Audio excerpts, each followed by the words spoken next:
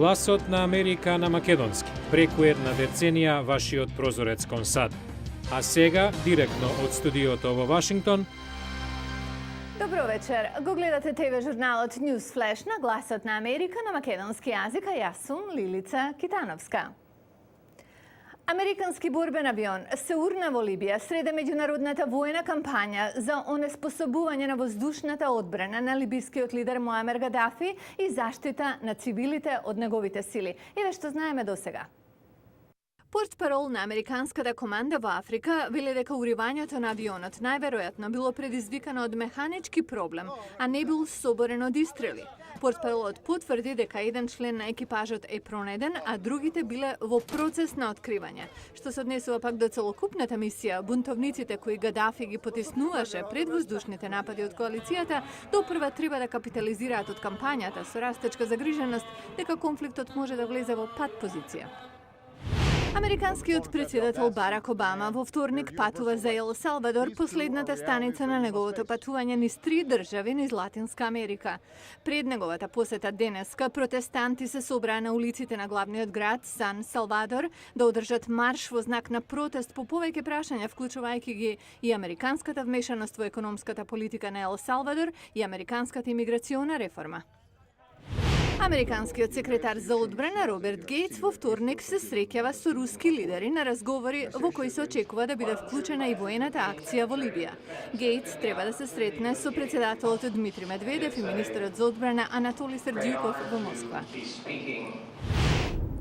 По 3 дена акција на небото над Либија влегува во сила втората фаза на спроведувањето на зоната на забрането летање, авторизирана од Обединетите нации. Што значи тоа и каде се Соединетите американски држави во однос на мисијата од следниот прилог. Заклучно со понеделник имаше над 100 ракетни напади. Француски борбени авиони Мираж заминуваат од Корзика. Британските тајфуни над Јужна Италија. Американски фалкони F-16 од Авиано и други джетови од други НАТО држави. Ова е мултинационална сила што притиска врз Либија со воздушни напади за намалување на супериорноста на Муамер Гадафи врз цивили кои се обидуваат да ја соборат неговата влада. Канадски и белгиски сили сега ќе ја прошират зоната на забрането летање на 1000 километри јужно и западно. Следното е втората фаза. Телевизијата Ал-Хура го интервјуираше Джош Рогин од магазинот Надворешна политика.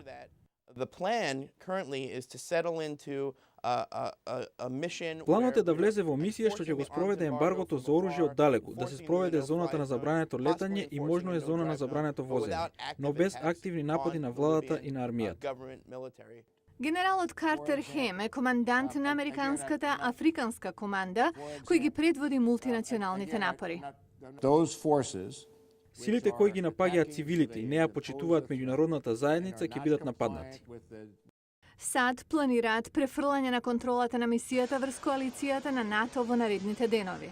Резолуцијата на Обединетите нации повикува на заштита на цивилите, но аналитичарите велат дека не е јасно кога запира интервенцијата на Обединетите нации, ниту пак која е крајната цел.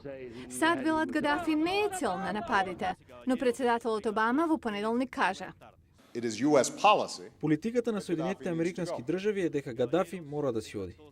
Транзиционата влада на бунтовниците во Либија планира Гадафи да го изведе пред суд и тоа многу брзо.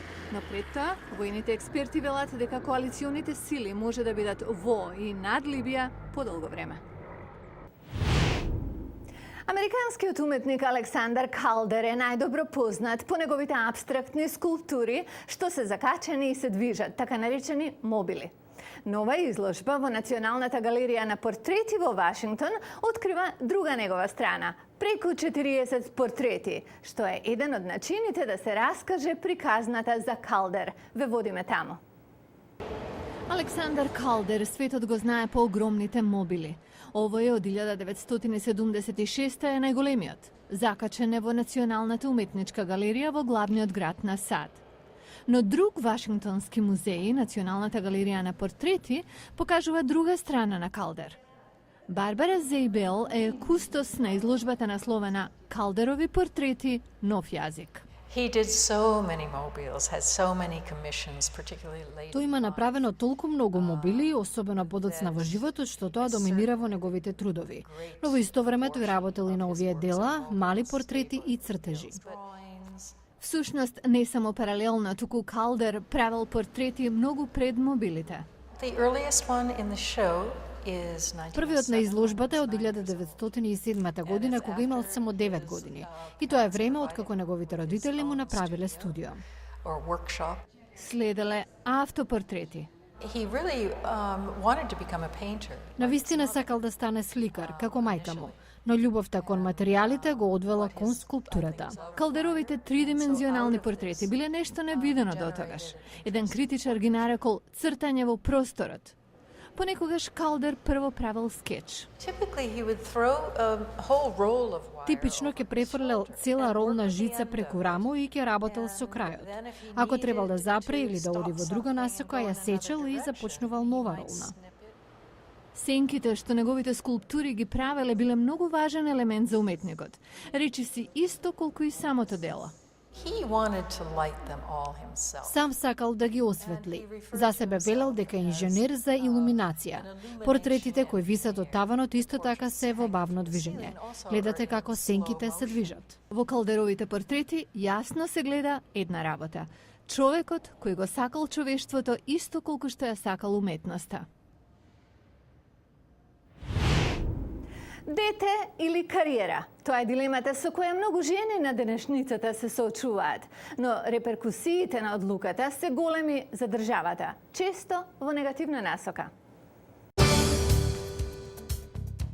Утре во Newsflash за демографијата на Русија. За 40 години ќе има 25 милиони помалку руси. Поголем морталитет, намален наталитет. Кои фактори се во игра? Ова беше Newsflash на гласот на Америка на македонски јазик. Јас сум Лилица Китановска. Појдете и на нашата веб страница glasnaamerika.com. Таму ќе најдете многу повеќе информации. И во светлина на јапонската нуклеарна криза ни треба вашето мислење. Кажете ни што мислите за нуклеарната енергија. На крајот на неделата ќе ги објавиме резултатите. Имајте убава вечер.